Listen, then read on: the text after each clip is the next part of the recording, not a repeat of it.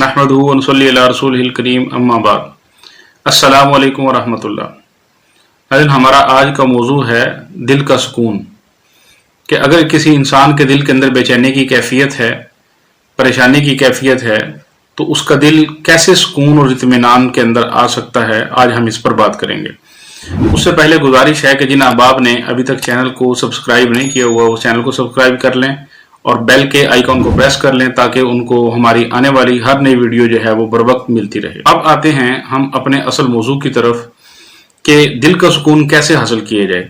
उसके लिए सबसे पहले ये बात समझने की ज़रूरत है कि इंसान का जिस्म जो है वो अल्लाह ताला ने दो चीज़ों के मजमूए से बनाया है। इंसान को अल्लाह तबारक व तआला ने दो चीज़ों के मजमूए से बनाया है। एक उसका जिस्म है, दूसरी उसकी रूह है। जिस्म मट्टी के साथ बना है और मट्टी के मादे के साथ बना है। इसका मादा और है, इसके लवाजमात और हैं, इसकी ज़रूरियात और हैं और इसके लिए जो है वो एक माहौल मैटर करता है। और रूह जो है अल्लाह ने उसके लवाजमात मुख्तलिफ रखे हैं। रूह के लिए अल्लाह तबारक व तआला ने मादा अलग रखा है, उसके लिए जो है वो उसकी ख्वाहिशात अलग रखी हैं, उसके लिए जो है वो माहौल अल्लाह पाक ने अलग रखा हुआ है। लेकिन इन दोनों चीज़ों को मिलाकर अल्लाह ने एक इंसान को, एक जानदार को तश्कील दिया है। जब ये दोनों चीज़ें अलग अलग हो जाती हैं तो उससे जो है वो इंसान की मौत वाक़ई हो जाती है और कह देते हैं कि ये अब जो है वो इंसान फौत हो चुका है, यानी मर चुका है। लेकिन जब दोनों जमा होते हैं तो वो इंसान जिंदा होता है और उसकी ज़िंदगी में इन दोनों चीज़ों की जो लवाजमात हैं उसके हवाले से इंसान को दोनों चीज़ों की ज़रूरतें रहती हैं। मिसाल के तौर पर जब इंसान मौजूद है तो उसको मादी जिस्म के हवाले से जो जिस्म की ज़रूरियात होंगी उनके भी जो है वो इंसान को हर वक्त ख्वाहिश रहेगी और उसकी भी हर वक्त इंसान को तलब रहेगी। ऐसे ही जो रूह के लवाजमात हैं उसकी भी इंसान के अंदर तलब पैदा होती रहेगी और उसकी तरफ भी इंसान का दिल जो है वो रागिब होता रहेगा। तो ये जो बीमारी की नोयत है, बेचैनी वाली बीमारी जो है, वो तकलीफ वाली भी जो बीमारी है, घबराहट वाली जो बीमारी है, ये बुनियादी तौर पर एक रूहानी बीमारी है और इसका ताल्लुक जो है वो रूह के साथ है। तो जिस चीज़ का रूह तकाजा करेगी, अगर इसको वो चीज़ दी जाएगी तो फिर ये इत्मीनान में रहेगी। लेकिन अगर इसकी रूह तकाजा और कर रही है मगर इसको चीज़ और दी जा रही है तो फिर ये जो है वो इत्मीनान में नहीं रह पाएगी, बल्कि इससे जो है वो इसके अंदर ऐसी बेइत्मीनानी पैदा होगी कि जिसके साथ ये जुड़ी हुई है, यानी मादी जिस्म के साथ ये जुड़ी हुई है, ये उसको भी जो है वो तकलीफ का सबब बनाएगी और उसके अंदर मुख्तलिफ किस्म की जो है वो तगय्युरात और मुख्तलिफ किस्म की तब्दीलियां पैदा करने का सबब बनेगी। तो हमें ये बात समझने की जरूरत है कि ये एक रूहानी बीमारी है और इसके अंदर रूह जिस बात का तकाजा कर रही है वो चीज़ अगर रूह को दी जाए, इससे जो है वो अल्लाह तबारक व तआला इस बीमारी से इंसान को निजात अता फरमा देंगे। लेकिन अगर वो चीज़ उस रूह को नहीं दी गई जिसका वो तकाजा कर रही है तो फिर इससे जो है वो उसको इत्मीनान, उस जिस्म को इत्मीनान हासिल नहीं होगा। अब जिस्म को भी नहीं पता है कि किस चीज़ का वो तकाजा कर रहा है, लेकिन रूह जो है वो मुसलसल जो है वो बेचैन हो रही है और वो रूह जो है वो मुसलसल बेचैन हो रही है, मुसलसल तकलीफ के अंदर है। उसका इफेक्ट जो है वो इंसान के जिस्म के ऊपर जा रहा है। तो ऐसी सूरत में देखने की बात यह है कि इसका इलाज क्या है। तो बहैसियत मुसलमान, एक मुसलमान को जब ये मर्ज पेश आता है तो उसको सबसे पहले रूहानी इलाज के तौर पर अल्लाह के कलाम की तरफ रुजू करना चाहिए कि अल्लाह का कलाम इस हवाले से क्या कहता है और रसूलुल्लाह सल्लल्लाहु अलैहि वसल्लम की शरीयत इसका क्या इलाज तजवीज़ फरमाती है।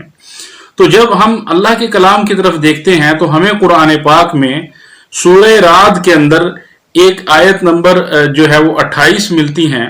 जिसमें अल्लाह तबारक व तआला इरशाद फरमाते हैं, अल्लज़ीना आमनू व तत्मइन्नु कुलूबुहुम बिज़िक्रिल्लाह अला बिज़िक्रिल्लाहि तत्मइन्नुल कुलूब, के ए अहले ईमान,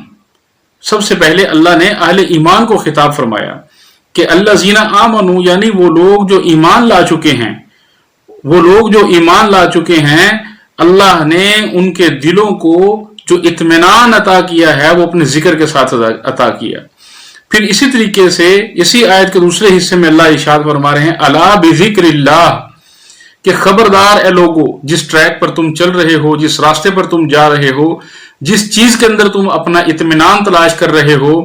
اور جس چیز پر اپنا ٹائم صرف کر رہے ہو، تمہارا اطمینان اللہ نے اس چیز کے اندر نہیں رکھا،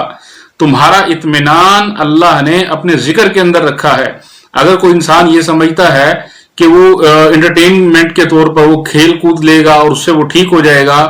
یا وہ جو ہے اپنا کوئی مووی دیکھ لے گا تو اس سے ٹھیک ہو جائے گا، کوئی سانگ سن لے گا، میوزک سن لے گا تو اس سے ٹھیک ہو جائے گا، یا کوئی اس طرح کا کوئی عمل کر لے گا تو اس سے وہ ٹھیک ہو جائے گا، تو یہ ممکن نہیں ہے۔ کیونکہ اللہ نے آیت مبارکہ میں سب سے پہلی جو قید لگائی ہے الذین آمنوا کی قید لگائی ہے، یعنی وہ لوگ جو ایمان لا چکے، جنہوں نے لا الہ الا اللہ محمد رسول اللہ پڑھ لیا ہے، ان کا اطمینان، ان کے دلوں کا اطمینان جو ہے وہ صرف اور صرف کلام الہی میں ہے۔ اللہ کے کلام کے علاوہ دنیا کی کسی چیز کے اندر جو ہے وہ ان کا اطمینان نہیں ہے۔ وہ جتنا مرضی بھاگ لیں، جتنا مرضی وہ دنیا کے دوسرے مشاغل کے اندر اپنا وقت صرف کر لیں، جب تک وہ لوگ اللہ کا ذکر نہیں کریں گے، اللہ کی یاد سے اپنے دل کو معطر نہیں کریں گے، اس وقت تک ان کو اطمینان اور سکون والی زندگی کبھی نصیب نہیں ہو سکتی۔ اسی آیت مبارکہ کے دوسرے حصے میں اللہ ارشاد فرما رہے ہیں الا بذکر اللہ تطمئن القلوب، کہ اللہ کا لفظ عربی کے اندر اس جگہ پر استعمال کیا جاتا ہے جہاں پر فوری طور پہ کسی بہت بڑے خطرے سے متنبع کرنا مقصود ہو، کسی بہت بڑے خطرے سے جو ہے وہ محفوظ رکھنا مقصود ہو۔ جیسے ہم سڑک پہ روڈ پہ جا رہے ہوتے ہیں تو وہاں پہ ایک مثلث قسم کی شکل بنی ہوتی ہے، اس پر لکھا ہوتا ہے خبردار، آگے خطرناک موڑ، اوپر چھوٹا سا لکھا ہوتا ہے خطرناک موڑ آ رہا ہے۔ یا اسی طریقے سے وابڈا کے جو ہے وہ کسی ٹرانسفارمر کے پاس دیکھتے ہیں، یا کوئی بجلی کی لائن جا رہی ہے اس کے پاس دیکھتے ہیں تو وہاں پر ایک مثلث رنگ کا، مثلث شکل کا ایک سائن لگا ہوتا ہے، اس پر لکھا ہوتا ہے خطرہ، کہ خبردار اس سے دور رہو۔ اس کا مطلب یہ ہے کہ اگر اس کے قریب بھی چلے گئے تو بالکل جل جاؤ گے، بھسم ہو جاؤ گے، راکھ بن جاؤ گے، اس کے قریب سے بھی بالکل جو ہے وہ نہ گزرنا بلکہ اس سے پیچھے ہٹ جاؤ۔ تو جب کسی بہت بڑے خطرے سے متنبع کرنا مقصود ہوتا ہے تو اللہ قرآن پاک میں یا عربی کے اندر اسلوب یہ ہے کہ لفظ الا کے ذریعے جو ہے وہ خطاب کرتے ہیں اور اس چیز سے متنبع کیا جاتا ہے کہ اس چیز سے بچنے کی کوشش کرو۔ تو یہاں پر بھی اللہ جل جلالہ ایسے ہی جو ہے وہ الا کے ذریعے خطاب فرما رہے ہیں کہ اے اہل ایمان، جس ڈائریکشن میں تم چل رہے ہو، جس چیز کے اندر تم اپنے انٹرٹینمنٹ تلاش کر رہے ہو، جس چیز کے اندر تم اپنا اطمینان تلاش کر رہے ہو، جس چیز کے اندر تم اپنا سکون دیکھ رہے ہو، حقیقی طور پر اس چیز کے اندر تمہارے لیے اطمینان نہیں ہے، تمہارے لیے سکون نہیں ہے، تمہارے لیے راحت نہیں ہے، بلکہ اگر اطمینان، راحت، سکون اللہ نے رکھا ہے تو وہ صرف اور صرف اپنے ذکر کے اندر رکھا ہے۔ اب آتے ہیں اس بات کی طرف کہ ذکر اللہ کس طریقے سے کیا جائے۔ سب سے پہلی چیز تو یہ ہے کہ اللہ کا ذکر جو ہے ہر اس امر، ہر اس حکم کے تابع انسان ہو جائے کہ جس وقت میں اللہ کا جو حکم آ رہا ہے اپنا ہر وہ عمل جو ہے اللہ کے حکم کے مطابق بنا لے۔ جیسے مثال کے طور پر کوئی انسان ملازمت کرتا ہے تو اس سے حرام کا عنصر نکالے اور اس کے اندر حلال کا عنصر شامل کرے، اور پھر یہ دیکھے کہ اس کا صحیح طور پر سنت طریقہ کیا ہے، تو یہ بھی اللہ کے ذکر کے اندر عمومی طور پر شامل ہے۔ لیکن خاص طور پر اللہ کے ذکر میں شامل ہونے کا طریقہ یہ ہے کہ کچھ نہ کچھ اذکار جو ہے وہ اپنی عادت بنائے، اپنے مزاج کا حصہ بنائے اور یومیہ بنیاد پر ان اذکار کو اپنی زندگی کے اندر جو ہے وہ چلاتا رہے۔ مثال کے طور پر بہت سارے علماء تجویز کرتے ہیں کہ اکثر کتابوں میں پڑھا ہے اور اپنے بڑوں سے سنا ہے کہ جو شخص 3 تسبیحات کثرت کے ساتھ پڑھتا ہے، 3 تسبیحات یومیہ بنیاد پر پڑھتا ہے، یعنی صبح بھی 1 دفعہ اور شام کو بھی 1 دفعہ، ایک دفعہ تینوں تسبیحات، تو اللہ تبارک و تعالی اس کو اس وقت تک موت نہیں عطا کرتے جب تک کہ اس کو اپنا ولی نہ بنا لیں۔ تو یہ جو ہے وہ اللہ تبارک و تعالیٰ کی بہت بڑی نعمت ہے۔ تو یہ 3 تسبیحات ہیں کیا؟ ان میں سے پہلی تسبیح جو ہے وہ استغفار ہے، دوسری تسبیح جو ہے وہ درود پاک جناب رسالت مآب صلی اللہ علیہ وسلم کی ذات اقدس پر ہے، तीसरी तस्बीह जो है वो तीसरे कलमे का विर्द है।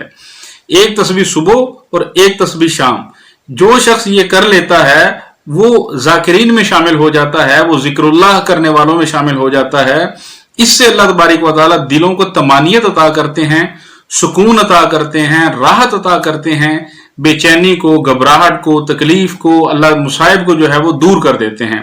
तो इसलिए इस चीज को अपने मिजाज का हिस्सा बनाना चाहिए। आज के हमारे इस दौर के अंदर तकरीबन जो अपर क्लास लोग हैं उनमें 50-50% किस वक्त रेशो ऐसी है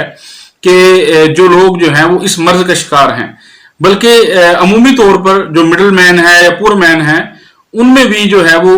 बहुत सारे अहबाब जो हैं वो इस मर्ज का शिकार हैं। और अक्सर लोग इसी वजह से होते हैं कि अल्लाह के जिक्र से गाफिल होते हैं, अल्लाह की याद से गाफिल होते हैं, अल्लाह के अहकामात से गाफिल होते हैं और जो है वो सुन्नत जनाब रसूल पाक सल्लल्लाहु अलैहि वसल्लम के सुन्नत आमाल से गाफिल होते हैं। तो जिसकी वजह से शैतानी वसाविस